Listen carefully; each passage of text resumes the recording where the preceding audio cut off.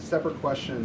The president several days ago said it was his intention to pardon the former president of Honduras, who was a convicted drug trafficker. And yesterday on Air Force One, the president said that if someone sells drugs in that country, that doesn't mean you arrest the president and put him in jail for the rest of his life.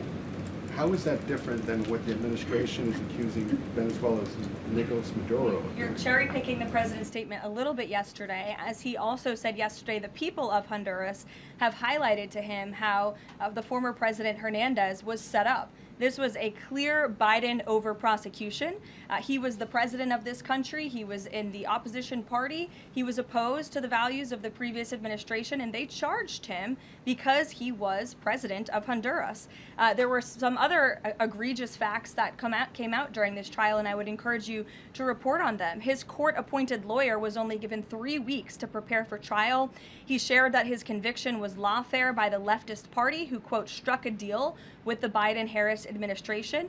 Hernández has highlighted there was virtually no independent evidence presented, and many of his conviction was based on testimony from many admitted criminals who hoped that cooperating would reduce their own penalties. So the president heard the concerns from many people, as he does, and he's, of course, within his constitutional authority to sign clemency for whomever he deems worthy of that.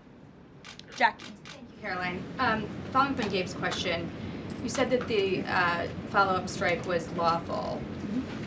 What law is it that allows no survivors? The strike conducted on September 2nd was conducted in self-defense to protect Americans in vital United States interests. The strike was conducted in international waters and in accordance with the law of armed conflict. And then on this pardon for the Honduran president, does it at all undercut the administration's messaging while you have these congressional Republicans defending the strikes on the narco-terrorists and then a pardon for a convicted drug trafficker? Does that make it more difficult for your members to defend your administration's policy?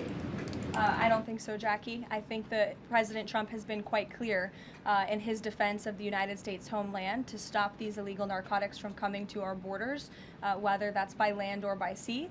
And he's also made it quite clear that he wants to correct the wrongs of the weaponized Justice Department under the previous administration. And Ouija, I'll call on you because I think we're wearing matching blazers today. I was going to Great compliment minds. yours. Thank you, Caroline. Sure. So just to be clear, to clarify on Jackie and Gabe, did Admiral Bradley order that second strike because there were still survivors after the initial strike? Again, as I read for you, Admiral Bradley worked well within his authority in the law. He directed the engagement to ensure the boat was destroyed and the threat of narco-terrorists to the United States was completely eliminated. So was the initial order from Secretary Hegseth, everyone be killed, and did that come from President Trump? I saw that quoted in a Washington Post story. I would reject that the Secretary of War ever said that. However, the president has made it quite clear that if narco-terrorists, again, are trafficking illegal drugs towards the United States, he has the authority to kill them. And that's what this administration is doing. And can I Danny? follow up on the MRI? Because President Trump yesterday said that he would release the results of his MRI. Is that happening right now? It is happening right now. As part of, and this is a summary from the president's physician, and we will release it right now. I think my team has it teed up for all of you. I'll read it for you, and then you'll get it physically as well. As part of President Trump's comprehensive executive physical, advanced imaging was performed because men in his age group benefit from a thorough evaluation of cardiovascular and abdominal health. The purpose of this imaging is preventative, to identify any issues early, confirm overall health, and ensure the president maintains long-term vitality and function. President Trump's cardiovascular imaging was perfectly normal.